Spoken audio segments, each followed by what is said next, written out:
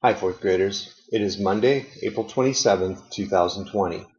On today's math matrix, we're going to be working on our math packet, and we're going to watch a seesaw video and then complete a multiplication crossword puzzle, and when that's done, go on to Redbird. So the first thing is watching a video on Seesaw, a link called Math Antics Double Digit Multiplication, and that'll help kind of refresh your memory on how to do some of the double digit multiplication. The next thing to do is complete the double digit multiplication crossword in the activities section on Seesaw. If you aren't able to use Seesaw, the crossword is attached to the end of the sheet. So you'll find that in your packet. If you can't go on Seesaw, you'll find the multiplication crossword sheet in your packet. So what is multiplication? How do we do it?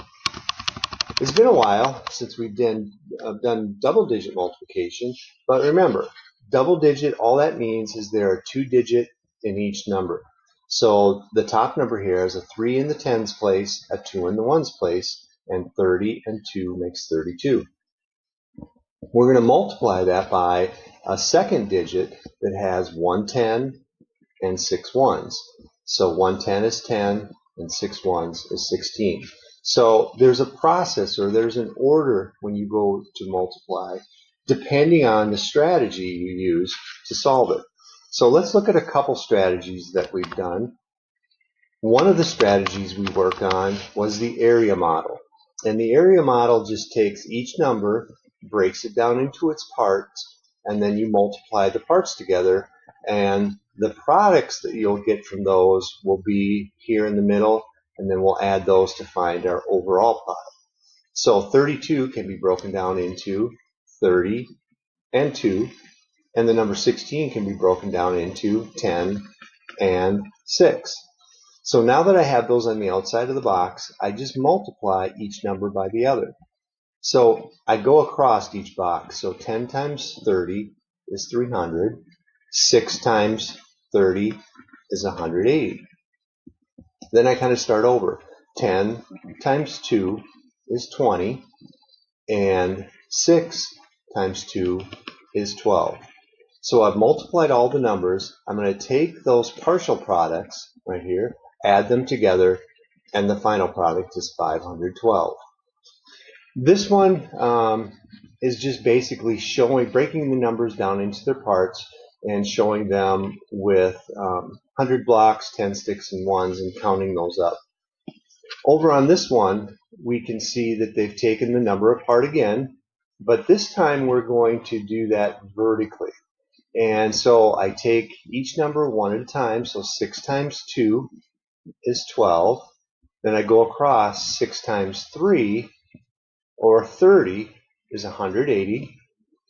I'm done with the 6. Now I come over here to the 1, or the 10, and go 10 times 2 is 20.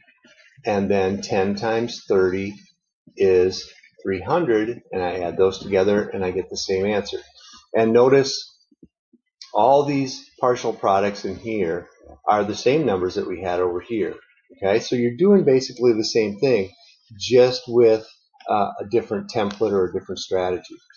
The lattice one we haven't talked much about. It's similar to the area model, but we'll get to that one maybe next year. Regrouping. This is just another name for the traditional style of multiplication, where you start in the ones place, multiply across the top, and then go to the tens place and multiply across the top. So 6 times 2 is 12. We put the 1 up here. 6 times 3 is 18, plus 1 is 19. Then when I go down, I could cross off that 6 if I wanted, and I know that I'm moving over to the tens place. It's not just 1. So I put a 0 down here to show that I'm multiplying in the tens place. So 1 times 2 is 2. 1 times 3 is 3. And then I add those together. 2 plus 0 is 2. 9 plus 2 is 11. Carry my 1. 1 plus 1 is 2. Plus 3 is 5. So I get the same answer for each one of those. And I don't know if you remember when we did kind of this traditional model here, we used a strategy called the turtle method. And I've left a link right here for you. If you want to go on to YouTube and put this link into your browser, and a good video showing the turtle method will come up that will help with this kind of multiplication here. So I hope this helps. Have a great day, fourth graders.